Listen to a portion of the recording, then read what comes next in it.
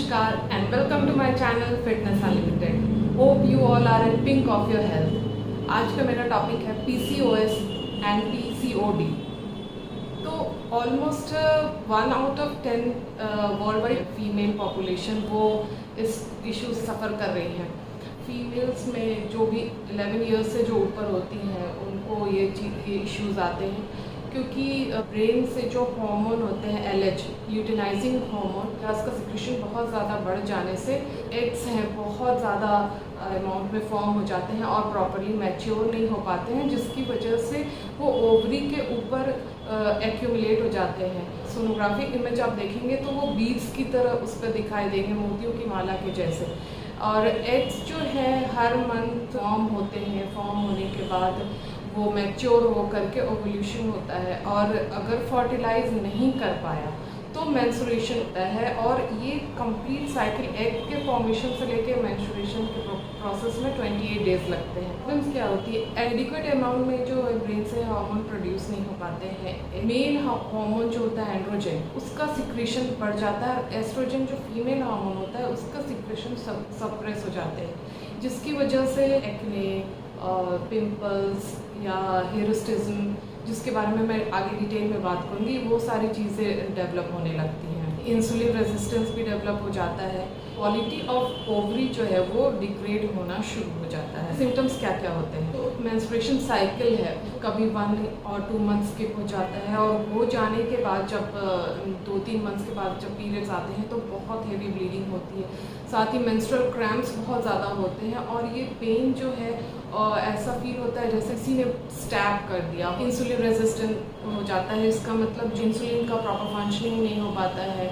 जो भी आप शुगरी या कार्बोहाइड्रेट रिच फूड खाते हैं तो वो फैट में कन्वर्ट हो करके बॉडी में डिपॉजिट होना शुरू हो जाते हैं, जिसकी वजह से वेट गेन होना शुरू हो जाता है. बेबी की प्लानिंग कर रहे हैं तो उसमें प्रॉब्लम आती है क्योंकि आपका पीरियड्स इरेगुलर हैं, जिसकी वजह से ओवल्यूशन का कोई टाइम फिक्स नहीं होता है या फिर इमेच्योर एग्स होते हैं तो जिसकी वजह से कंसीव करना भी मुश्किल हो जाता है. मेल हार्मोन के ज़्यादा सिक्रेशन होने की वजह से फीमेल में जो स्कैल्प हेयर होते हैं उनका वो झड़ना शुरू हो जाते हैं और साथ ही मेल पैटर्न में बालनेस आना भी शुरू हो जाता है. पॉलीसिस्टिक ओवरी सिंड्रोम, इसके रीजंस क्या हैं? टॉक्सिन से बहुत ज़्यादा एक्सपोजर, डिस्टर्ब स्लीप की वजह से. आजकल बहुत लेट नाइट लोग जगते हैं और देर से उठते हैं और प्रॉपर टाइम से ना खाना है ना एक्सरसाइज करनी है. प्रॉपर स्लीप नहीं होने की वजह से भी ये प्रॉब्लम्स होते हैं. साथ ही आपकी जो लाइफस्टाइल है वो ओवरीज पे बहुत ज़्यादा इम्पैक्ट डालती है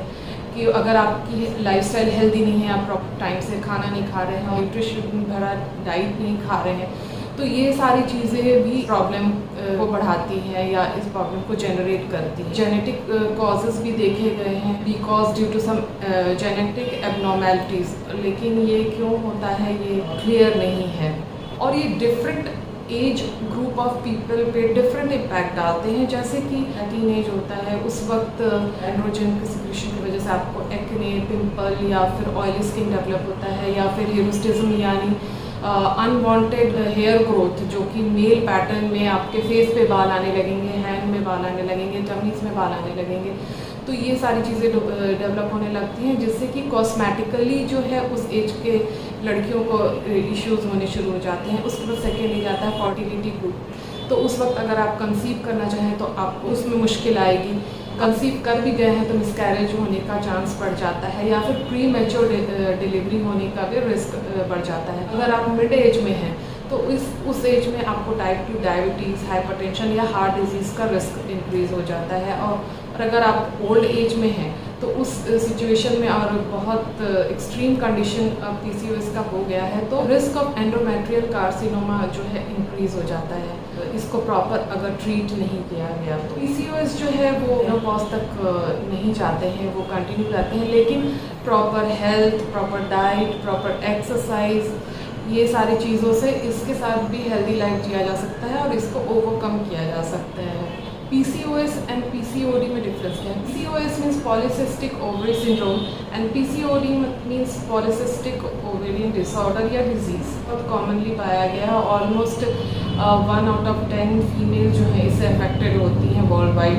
और PCOS जो है वो 2.5% वर्ल्ड वाइड फीमेल पॉपुलेशन उससे affected. PCOS is serious medical condition. PCOD जो है इसमें ओवरीज जो है large amount of immature egg produce करते हैं, जो poor lifestyle, obesity, hormonal disbalance या स्ट्रेस की वजह से ये होता है। और पीसीओएस एक मेटाबॉलिक डिसऑर्डर है और ये उससे ज़्यादा सीवियर कंडीशन है। पीसीओडी में फर्टिलिटी अफेक्टेड नहीं होती है अगर proper medication and proper health care से आप नॉर्मली कंसीव करके हेल्दी बेबी का बर्थ दे सकते हैं। लेकिन PCOD doesn't have severe complication. Best exercise क्या होते हैं पीसीओएस के लिए? कोई भी एक्सरसाइज जो भी आपको पसंद है, रनिंग है, स्विमिंग है, डांस है, जुम्बा है, एरोबिक्स है, आपको जो पसंद है आधे घंटे टाइम निकाल कर एक्सरसाइज ज़रूर करिए। एक्सरसाइज करने से आपका जो डायबिटीज़ और हार्ट डिजीज़ या बीपी का जो रिस्क है वो लोअर डाउन होते हैं। इस पीसीओएस के ट्रीटमेंट के लिए यूजुअली डॉक्टर्स जो हैं वो बर्थ कंट्रोल पिल्स देते हैं जो कि आपके पीरियड्स को रेगुलाइज करता है। लेकिन ये चीज़ें लेने के लिए आप अपने डॉक्टर से कंसल्ट करें और उनके असिस्टेंस से ही आप वो पिल्स लें। क्या खाएं जिससे कि पीसीओएस में हमें फ़ायदा हो? तो कोई भी होल फूड लाइक रोटी है, दाल है, सब्जियां हैं, फ्रूट्स हैं, ये एज अ होल खाएं, ये आपको बहुत फ़ायदा पहुंचाते हैं।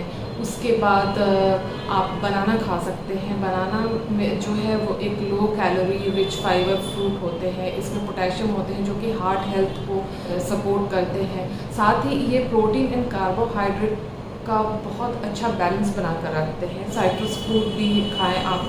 लो फैट डेयरी प्रोडक्ट्स ये भी आप खा सकते हैं जिनको लैक्टोज इंटॉलरेंस नहीं है। क्या नहीं खाना चाहिए? रिफाइंड कार्बोहाइड्रेट्स जैसे कि ब्रेड है, पास्ता है, नूडल्स है, ये सारी चीज़ें अवॉइड करनी चाहिए। और शुगरी फ्राई फूड हैं या फास्ट फूड है, इसमें फ़ैट कंटेंट बहुत ज़्यादा होते हैं, सोडियम कंटेंट बहुत ज़्यादा होते हैं जिससे कि आपका वेट गेन का रिस्क बहुत ज़्यादा बढ़ जाता है, इसीलिए इसे अवॉइड करना चाहिए। सोडा ड्रिंक्स जो होता है वो भी बहुत ज़्यादा नुकसान पहुंचाते हैं। साथ ही प्रोसेस्ड मीट जो होता है वो भी अवॉइड करना चाहिए। मीट सिर्फ पीसीओएस के लिए ही नहीं, वो बहुत तरह के अदर डिजीज़ को भी इनवाइट करता है, इसीलिए रेड मीट को जितना चाहे आप अवॉइड करें तो वो आपके हेल्थ के लिए बहुत ही फ़ायदेमंद है।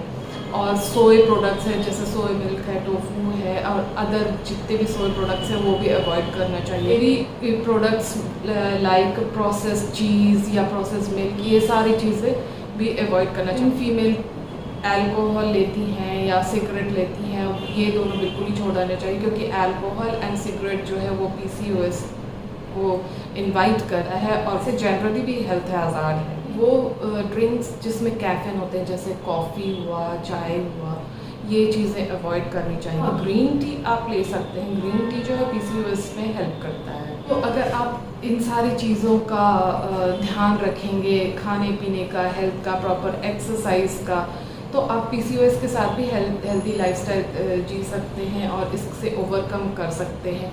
स्लीप प्रॉपर कीजिए, आप रेगुलर एक्सरसाइज कीजिए, आप हेल्दी डाइट लीजिए और टाइम पे सोना, टाइम पे खाना, इन सारी चीज़ों का ध्यान रखने से हेल्थ जो है अच्छा रहेगा। You are solely responsible for your health, so try and act accordingly for better health and better life. Stay healthy, stay strong. We will meet in next video. Till then, namaskar.